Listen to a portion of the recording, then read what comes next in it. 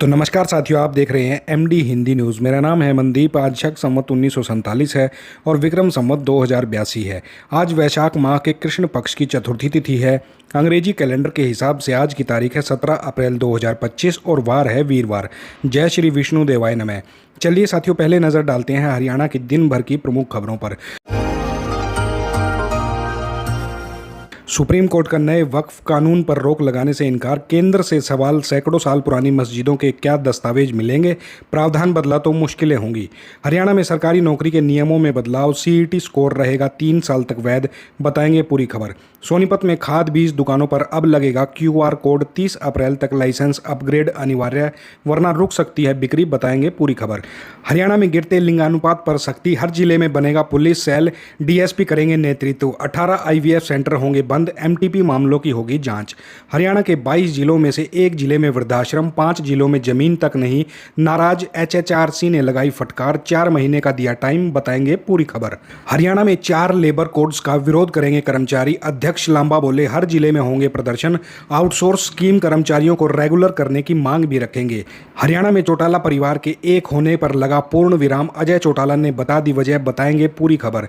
Justice VR Gavai देश के 52वें chief justice होंगे, 14 मई से संभालेंगे सुप्रीम कोर्ट का काम, सीजीआई संजीव खन्ना ने नाम की करी सिफारिश, बताएंगे पूरी खबर। भिवानी में मंत्री श्रुति ने अधिकारियों संग मीटिंग करी, सांसद किरण चौधरी भी रही मौजूद, तोशाम में होंगे 22 करोड़ रुपए के विकास कार्य, बताएंगे पूरी खबर। आगे बढ़ने से पहले साथियों, मेरी आप सभी से रिक्वेस्ट है, कृपया हमारे चैनल को सब्सक्राइब जरूर कर लें, क्योंकि हरियाणा की बड़ी खबरें सबसे पहले हमारे चैनल पर ही आती है। चलिए अब खबरें देखते हैं विस्तार से। केंद्र सरकार के वक्फ संशोधन कानून के खिलाफ सुप्रीम कोर्ट में सुनवाई जारी है। इस कानून को चुनौती देने वाली 100 से ज़्यादा याचिकाएं दाखिल की गई थी। मुख्य न्यायाधीश संजीव खन्ना, जस्टिस पीवी संजय कुमार और जस्टिस केवी विश्वनाथन की बेंच इस मामले की सुनवाई कर रही थी।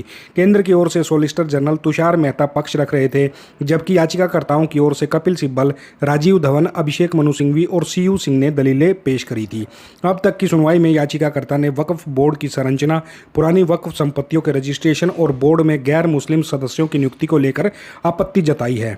कपिल सिब्बल ने कहा कि वक्फ केवल मुसलमान ही बना सकते हैं, यह प्रावधान असंवैधानिक है। सुप्रीम कोर्ट ने पूछा कि 14वीं या 16वीं शताब्दी की मस्जिदों के पास रजिस्ट्रेशन डीड नहीं होगी तो उन्हें कैसे रजिस्टर किया जाएगा। कोर्ट ने केंद्र से इस पर स्पष्टीकरण मांगा। हालांकि सुप्रीम कोर्ट ने कानून के क्रियान्वयन पर फिलहाल रोक लगाई है।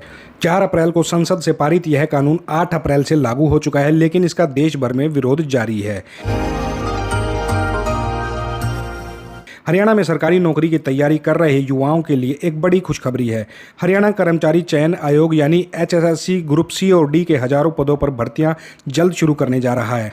इससे पहले मुख्यमंत्री नायब सिंह सैनी की अध्यक्षता में होने वाली कैबिनेट बैठक में हरियाणा कर्मचारी चयन आयोग भर्ती प्रक्रिया नियम 2025 को मंजूरी दी जाएगी। ये नियम पंजाब और हरियाणा हाईकोर्ट के निर्देशों के अनुसार तैयार किए गए हैं और इन्हें नए कॉमन एलिजिबिलिटी टेस्ट यानी सीईटी से पहले अधिसूचित किया जाएगा। ग्रुप सी की मांग संबंधित विभाग और ग्रुप डी की मांग मानव संसाधन निदेशालय आयोग को भेजेगा। आयोग फिर विज्ञापन जारी करेगा, जिसमें योग्यता, अनुभव, पाठ्यक्रम, परीक्षा पैटर्न और अंतिम तारीख की जानकारी दी जाएगी।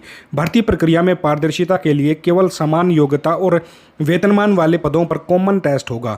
ग्रुप सी की मुख्य परीक्षा में कुल पदों के 10 गुना उम्मीदवारों को शॉर्टलिस्ट किया जाएगा। उम्मीदवारों को उत्तर कुंजी पर आपत्ति का मौका मिलेगा और अंतिम फैसला एक्सपर्ट कमेटी लेगी। आरक्षण प्रमाण पत्र की वैधता अंतिम तारीख पर मान्य होगी और दस्तावेज सत्यापन के समय अनिवार्य होगा। सबसे अहम बात, उम्मीदवारों की शिकायतों का निपटारा आयोग 30 दिन के भीतर करेगा।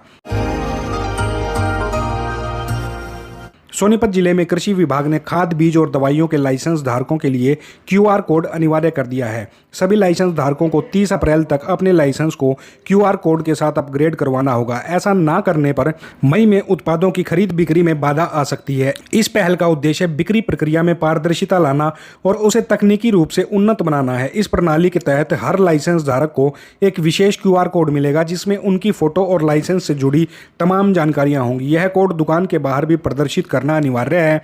किसान और विभागीय अधिकारी दोनों इसे स्कैन कर आसानी से जानकारी प्राप्त कर सकेंगे। फिलहाल जिले में 681 बीज, 795 खाद और 851 दवाइयों के लाइसेंस धारक हैं, जिनमें से लगभग 50% ने अपने लाइसेंस अपग्रेड करवा लिए हैं। शेष को 30 अप्रैल तक का समय दिया जाएगा। कृषि उपनिदेशक डॉक्टर पवन शर्मा ने सभी से समय पर लाइसेंस अपग्रेड कराने की अपील करी है, ताकि भविष्य में किसी भी अन्य परेशानी से बचा जा सके। हरियाणा सरकार ने राज्य में गिरते लिंगानुपात को लेकर बड़ा कदम उठाया है। स्वास्थ्य मंत्री आरती राव ने पीएनडीटी अधिनियम को और सख्त बनाने का निर्णय लिया है। इसके तहत मुख्य स्वास्थ्य विभाग डीजीपी शत्रुजीत कपूर को पत्र लिखकर हर जिले में डीएसपी रैंक अधिकारियों की अगुवाई में विशेष पुलिस सेल गठित करने की मांग करेगा।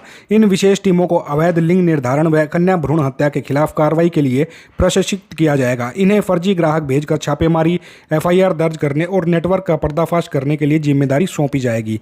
यह निर्णय अतिरिक्त मुख्य सचिव सुधीर राज्यपाल की अध्यक्षता में हुई राज्य टास्क फोर्स की बैठक में लिया गया है। स्वास्थ्य विभाग से निरंतर सहयोग की आवश्यकता पर जोर दिया। अब 12 सप्ताह की गर्भावस्था पर अल्ट्रासाउंड अनिवार्य कर दिया गया है और एमटीपी रिपोर्ट की 2 स्तरीय जांच की जाएगी। साथ ही अवैध प्रजनन सेवाओं पर शिकंजा कसते हुए 18 अपंजीकृत आईवीएफ केंद्रों की पहचान कर ली गई है, जिनकी बिजली पानी जैसी सुविधाएं बंद कर दी जाएंगी। एसटीएफ ने 27 संदिग्ध एमटीपी मामलों की समीक्षा की है और 12 एसएमओ से स्पष्टीकरण मांगा गया है। आगामी दिनों में गाँव स्तर के आंकड़े जुटाकर कम प्रदर्शन वाले क्षेत्रों की पहचान करी जाएगी।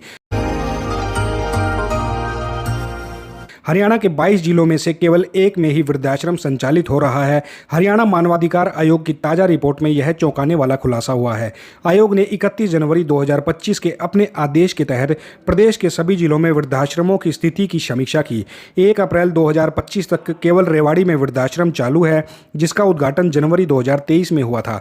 आयोग ने इस स्थिति पर नाराजगी जताई और संबंधित अधिकारियों को फटकार भी लगाई।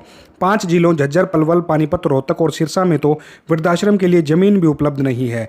गुरुग्राम, कैथल, नूंह समेत कुछ जिलों में जमीन चिन्हित की गई है और निर्माण कार्य जारी है।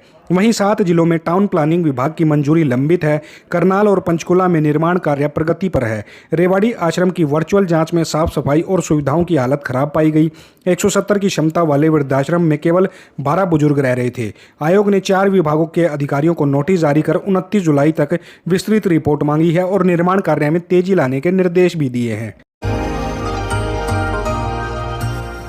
देश की 10 केंद्रीय ट्रेड यूनियनों और केंद्र राज्य सरकार के कर्मचारी महासंघों ने 20 मई को राष्ट्रव्यापी आम हड़ताल का आह्वान किया है।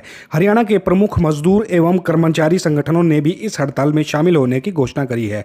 अखिल भारतीय राज्य सरकारी कर्मचारी महासंघ के राष्ट्रीय अध्यक्ष सुभाष लांबा ने जानकारी दी है कि हड़ताल की सफलता सुनिश्चित करने के लिए 25 अप्रैल तक सभी जिलों में संयुक्त बैठकें आयोजित करी जाएंगी। इसके बाद 26 अप्रैल से 10 मई तक जिला स्तरीय सम्मेलन होंगे और फिर राज्यव्यापी जनसंपर्क अभियान को चलाया जाएगा।